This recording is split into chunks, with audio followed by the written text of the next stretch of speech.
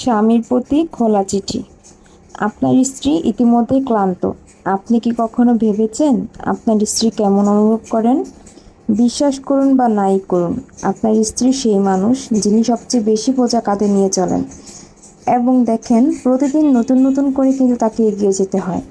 যদি আপনার স্ত্রী আপনাকে বলে যে সে কষ্ট পাচ্ছে, তাকে বিচার করবেন না বা ভাববেন না যে সে আপনাকে ছেড়ে যেতে চায়। সে শুধুমাত্র হৃদয়ে সে কষ্ট অনুভব করে, যা প্রকাশ করতে পারে না। কারণ তাকে অন্যদের সমস্যা সামলাতে হয় এবং সমাধানও খুঁজতে হয়, অথচ নিজের কথা ভাবার একটুও সুযোগ হয় না।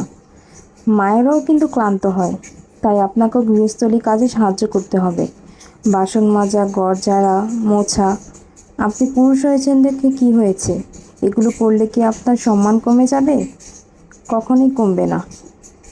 আপনার স্ত্রীও কাঁদে, সেও খারাপ অনুভব করে, অথচ কেউ তাকে জিজ্ঞাসা করে না সে কেমন আছে। সে প্রথমে একজন মা, তারপর একজন মনোবিদ, তারপর একজন ডাক্তার, একজন রাঁধুনি, একজন গৃহিণী, একজন স্ত্রী, একজন স্টাইলিস্ট এবং আরও হাজারো কিছু। কিন্তু সবচেয়ে গুরুত্বপূর্ণ হলো সে আপনার জীবনের সঙ্গী এবং আপনার প্রধান শক্তি। যদি আপনার জীবনে কোনো সমস্যা আসে, সে আপনাকে সাহস যোগাবে এবং বলবে সব ঠিক হয়ে যাবে।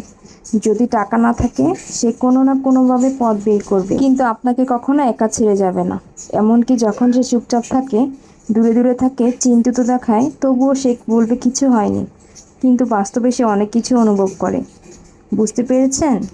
আপনাদেরও উচিত, পুরুষদের সবাইকেই বলছি, আপনাদের উচিত আপনার স্ত্রীদের মন বোঝা, তাদের সকল কাজে সাহায্য করা।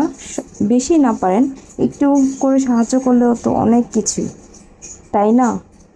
আপনারা যেমন বাহিরে কাজ করেন, তারা কিন্তু ঘরে কাজ করে। কিন্তু শেষমেশ কী শুনতে হয় জানেন? কী করেছে সারাদিন?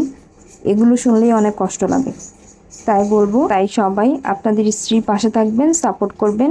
এতটুকুই তারা চায়, আর কিছুই তারা চায় না। সব সংগ্রামী নারী এবং স্ত্রীদের প্রতি অনেক শ্রদ্ধা, ভালোবাসা রইল। কথা বলতে বলতে আমার কুনাফাটা বানানো হয়ে গিয়েছে।